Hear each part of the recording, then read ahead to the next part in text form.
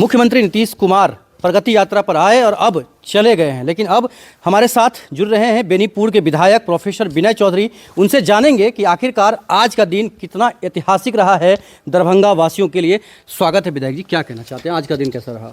मुख्यमंत्री तो इतिहास पुरुष हैं, जहाँ जाते हैं अपनी एक अलग छाप छोड़ जाते हैं। आज भी इन्होंने आया है, आज आकर के हज़ारों करोड़ रुपए की सौगात मिथिलावासियों को उन्होंने घोषणा करके गई है। बहुत सारे योजनाओं को उन्होंने पाइपलाइन में डाल दिया है और 2025 दरभंगा और मिथिला के लिए एक महत्वपूर्ण साबित होने वाला है। आपको याद होगा कि मुख्यमंत्री नीतीश बाबू जब कभी भी कहते हैं कि जब तक मिथिला का बिहार का विकास नहीं होगा देश का विकास नहीं होगा, उसी तरह वो उनका कहना है कि जब तक मिथिला का विकास नहीं होगा वह बिहार का विकास नहीं होगा। आज उन्होंने ये चरितार्थ दे दिया, मूर्त रूप प्रदान कर दिया है और आज जिस तरह से योजनाओं का शिलान्यास किया है, उद्घाटन किया है और घोषणाएं की हैं और बहुत सारी घोषणाएं उन्होंने कही है कि यह अभी फाइनल स्टेज में है, इसलिए मैं घोषणा नहीं किया हूँ, बहुत सारी योजनाओं को घोषणा मैं करूँगा। और पदाधिकारियों को उन्होंने कहा है कि दरभंगा के लिए एक विशेष ध्यान देने की ज़रूरत है। खासकर नीतीश कुमार जब आए तो पहला कार्यक्रम क्या था, फिर दरभंगा शहर में किस तरह का कार्यक्रम था? बृहद आश्रय गृह बना है जिसमें 100 लड़के और 100 लड़कियों के रहने के लिए व्यवस्था है और 26 वहाँ के स्टाफ के लिए क्वार्टर है। उसका उन्होंने पहला उद्घाटन किया। उसके बाद उन्होंने पंचायत सरकार भवन जो सिंहवाड़ा में है वहाँ पर विभिन्न जैसे एपी स्वास्थ्य केंद्र है, उसके बाद वहाँ पर बैंक है, सारे चीज़ को उन्होंने देखा और साथ ही वहाँ पर मछली पालन के लिए बीज का मछली का जो होता है वो उसका भी उन्होंने पोखरा में डाला कि ताकि यह जो एक ज़माने में जब मिथिला और दरभंगा मछली के मामले में आत्मनिर्भर था, बीच में वह गड़बड़ा गया था, लेकिन फिर अब तो सुधर गया है और उनकी अपेक्षा है कि आगे भी वो सुधरा रहे और आगे भी जा कर के मिथिला से मछली का व्यापार बढ़े। खासकर दरभंगा शहर के लिए हराही तालाब का उन्होंने भी हराही, दिघी और का इन्होंने जा कर के विजिट किया और आकर के घोषणा किया कि इस तीनों तालाब का को जोड़ करके इस तीनों तालाब का निर्माण कराया जाएगा। उसमें एक विशेष योजना बनाई जाएगी। समीक्षा बैठक में किस तरह की बातें निकल कर आई? समीक्षा बैठक में उन्होंने पूरे ज़िले के जो विभिन्न योजनाएं थी उनकी उन्होंने समीक्षा की और कुछ दिशा निर्देश दिया। पानी के संदर्भ में भी बातें उठी कि पानी का अभाव हो रहा है, तो उस पर भी उन्होंने पदाधिकारी को निर्देश दिया कि इसको गंभीरता से लेना है और इन बातों को उन्होंने जिक्र किया। फ्लाईओवर बनेगा लोहिया चौक से कर्पूरी चौक तक, फ्लाईओवर से ही जुड़ जाएगा यह और कर्पूरी चौक से आमस सड़क का जुड़ाव होगा। अगर इसके जुड़ जाने से दरभंगा में जो एक जाम की समस्या बनी रहती थी वह जाम की समस्या जो निश्चित रूप से समाधान होगा। ललित यादव विधायक हैं ग्रामीण विधानसभा क्षेत्र से, वो भी पहुंचे थे। जब उनको पत्रकारों ने पूछा तो उन्होंने कहा कि एक तरह से राजशाही वाला सरकार चल रहा है, ऐसा उन्होंने कहा है। जी, ललित जी दरभंगा के सबसे ज़्यादा दिनों से एमएलए रह रहे हैं। बड़ा दुख लगता है कि उनका स्टेटमेंट ये देख करके, जब वहाँ पर अंदर में उनसे पूछा गया तो वो लिख करके नहीं लाए थे। और 2005 से पूर्व बिहार में क्या था, शाम होते होते लोग या तो घर में दुबक जाते थे और जो घर में भी दुबकते थे वो टॉर्च लेकर के रहते थे। अब कहीं पर टॉर्च मिलता है, कहीं पर देखते हैं कि कोई टॉर्च लेकर के घूम रहा है। स्कूल में आपको लोग पेड़ के नीचे में पढ़ाई करते थे, अब बड़े बड़े भवन बन गए हैं स्कूल के लिए। डॉक्टर पहले 29 पीएससी में 29 मरीजों का संख्या रहती थी, अब 12,000 मरीजों की संख्या हो गई है। आप कहते हैं असल दिक्कत यह है कि उन लोग की जनता भी वो समझ चुकी है, अपनी गलती को छुपाने के लिए वह अनर्गल प्रलाप करते हैं।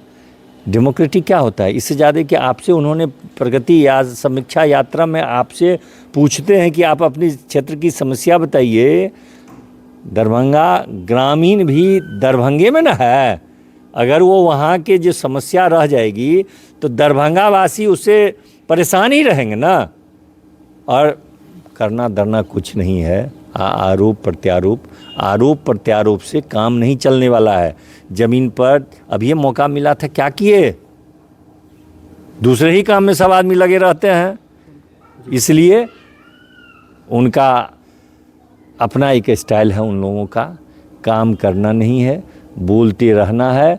और संजोग ऐसा है कि अखबार वाले भी उनको बिना मतलब का तरजीह दे देते हैं। वो सब तरजीह करने देने वाला बात है नहीं, लेकिन 2005 से पहले आप बता रहे कुछ नहीं था, तो हाँ, उस समय में लालू यादव और राबड़ी देवी तो थी। आप बताइए ना कि था। नहीं, आप बता दीजिए कि था तो हम बात वापस ले लेंगे।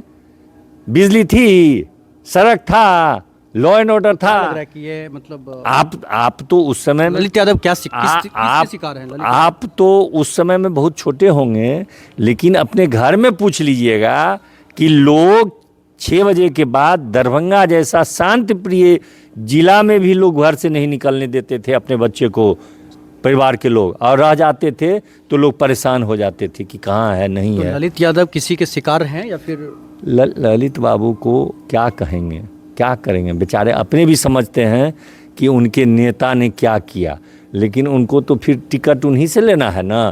तो ऐसे ही ना अलगल प्रलाप करेंगे, तो अलगल प्रलाप करते हैं। आप लोगों से करवट जोड़ कर प्रार्थना करते हैं कि उन लोगों के न्यूज़ को बहुत तरजीह ही नहीं दिया कीजिए। ठीक, थैंक यू। दिक्कत है कि सामने में तो बोलते नहीं हैं। वहाँ पर समीक्षा बैठक में उन्होंने कोई तैयारी करके उन्होंने नहीं आया। हम लोगों ने अपने अपने क्षेत्र की बातें रखी, लेकिन उन्होंने कहा कि नहीं, हम भी, हमारा भी कुछ है और वो बाद में हम आपको भेज देंगे। हदाल है, आप तैयारी करके आए नहीं, क्या कहते हैं कि सरकार राजशाही का चल रहा। तो बोलने के लिए तो इन लोग का क्या है, उनके नेता नहीं है, 9वां फेल है। तो जिसका नेता 9वां फेल रहेगा उससे आप अपेक्षा क्या रखते हैं? यह तो आप लोगों की भी गड़बड़ी है कि ऐसे लोगों से अपेक्षा रखते हैं कि वह क्षेत्र की एक भी समस्या उन्होंने नहीं रखा, एक भी नहीं। और सरकार पर कटाक्ष करते हैं। उनके सामने में मुख्यमंत्री जी ने कहा कि कुछ था बिहार में, कहाँ बोले कि हाँ था, वहीं पर बोलते ना, ताकत थी तो। खासकर बेनीपुर विधानसभा क्षेत्र में क्या कुछ उपलब्धि? बेनीपुर के विधानसभा के लिए कल ही आप देखे होइएगा कि ब्लॉक का उन्होंने सैंक्शन कर दिया है, ब्लॉक हेडक्वार्टर भवन के लिए। और 2-3 योजनाएं हैं, 3 योजनाएं हैं जो कैबिनेट में अप्रूवल के लिए रुका हुआ। कैबिनेट अप्रूवल हो जाएगा तो वो घोषणा हो जाएगा। नहीं, जनता को लाभ मिल सके, जैसे आप विधायक बने तो आपको लोग चाहते हैं, तो जनता को लाभ से हो सके, इस तरह की योजनाओं को आप आगे, मतलब जैसे फरवरी में फिर से ये होने वाला है विधानसभा का, तो उसको लेकर कुछ कर रहे हैं कि नहीं? नहीं, देखिए, आप आज ही जो शिलान्यास हुआ है बेनीपुर बहेरी बाईपास का, उन्होंने शिलान्यास किया है। तो यह बेनीपुर बहेरी में जो बाईपास, आप तो बराबर जाते रहते हैं, आप तो एक अच्छे पत्रकार हैं और ज़मीन पर जाकर के काम करते हैं, देखते हुए बहेरी में जाम की जितनी बड़ी समस्या लगी रहती है, और आज उन्होंने बहेरी बाईपास का शिलान्यास किया। तो ये साधारण सी उपलब्धि नहीं है। तो बहेरा में CSC 30 बेड का टेंडर की प्रक्रिया पूरी हो गई है। अभी ब्लॉक हेडक्वार्टर भवन बन रहा है। ध्वस्त बियर का योजना जो है वो पारित होने वाला है। उसके बाद आपको सरौनी चौर में जल जमाव की जो समस्या रहती है उस दिशा में कार्रवाई हो रही है। तो ले दे करके आज झंझारपुर बहेरा का उद्घाटन उन्होंने किया है। सकरी धरौड़ा का निर्माण हो रहा है। तो हमको लगता है कि मुख्यमंत्री जी हर क्षेत्र के लिए विशेष रूप से ध्यान देते हैं, बराबर ध्यान दे रहते हैं। और अभी आरओबी दोनार का जो उन्होंने घोषणा किया कि जल्द प्रारंभ हो जाएगा, सबसे ज़्यादा लाभान्वित, तो इससे तो हम लोग ही लाभान्वित होंगे ना। तो शहर में जो काम होगा उसका परोक्ष या अपरोक्ष रूप से पूरे जिले पर प्रभाव पड़ेगा ना। नारा क्या लगा रहे थे आप लोग? 2025 से 30 फिर से नीतीश। चलिए, बहुत बहुत शुक्रिया। तो ये हैं मेरे साथ प्रोफेसर विनय चौधरी, बता रहे हैं कि 2025 फिर से नीतीश। देखते रहिए जगजीत के साथ।